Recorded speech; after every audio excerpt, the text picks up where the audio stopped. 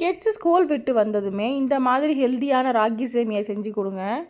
இது நீங்கள் ஸ்நாக்ஸாகவும் சாப்பிட்லாம், பிரேக்ஃபாஸ்ட்டாகவும் சாப்பிட்லாம். சூப்பராக இருக்கும். ஒரு தடவை செஞ்சு பாருங்கள். இப்போ எப்படி செய்யறது பார்த்துடலாம். ஒரு பாத்திரம் எடுத்துக்கோங்க. பாத்திரத்தில் சேமியா ஒரு பாக்கெட் ராகி சேமியா போட்டுக்கோங்க. ஊறுற அளவுக்கு தண்ணி மட்டும் ஊற்றிக்கோங்க. முங்குற அளவுக்கு ஊற்றினா போதும். 3 to 4 மினிட்ஸ் ஊற வச்சுக்கோங்க. இது ஊற டைமில் ஒரு பிஞ்ச் ஆஃப் சால்ட் போட்டு நல்லா ஊற வச்சுருங்க. அதுக்குள்ளே இட்லி பாத்திரம் ஹீட் பண்ணிக்கோங்க தண்ணி விட்டு. இப்போ நல்லா ஊறிடுச்சு இந்த சேமியா.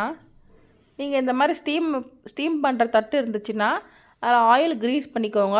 துணி போட்டும் வேக வைக்கலாம், இல்லை இந்த மாதிரியும் பண்ணலாம். இப்போ ஊற வச்சு இந்த சேமியாவை இதில் ஆட் பண்ணிவிட்டு இட்லி பாத்திரம் நல்லா ஹீட் ஆகிடுச்சு.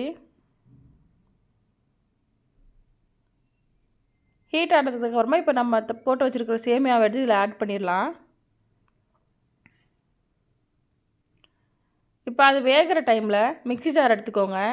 அதில் கொஞ்சமாக தேங்காய் துருவி போட்டிருக்கேன்.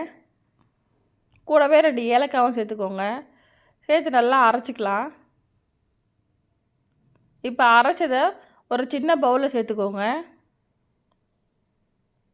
அதுக்கப்புறமா அதே மிக்ஸி ஜாரில் ஒரு கைப்பிடி அளவுக்கு நான் போட்டு வேர்க்கடலை சேர்த்துருக்கேன்.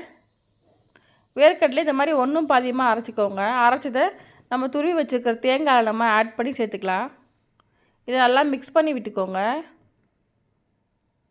இப்போ பாருங்கள், சேமியா நல்லா வெந்துருச்சு. வெந்ததை திருப்பி ஒரு பவுலில் மாற்றிக்கோங்க. மாற்றிட்டு நல்லா ஹீட் இருக்கும் போதே நல்லா பிணைஞ்சி எடுத்துக்கோங்க, இல்லைன்னா நமக்கு கட்டி கட்டியாக ஆயிரும்.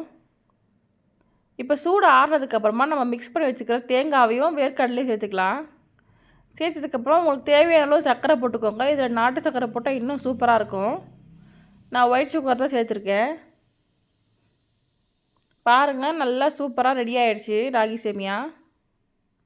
ஒரு தடவை இந்த மாதிரி செஞ்சு பார்த்துட்டு எப்படி இருக்குன்னு கமெண்ட்ஸ் பண்ணுங்கள். சப்ஸ்கிரைப் பண்ண மறக்காதீங்க. பாய்.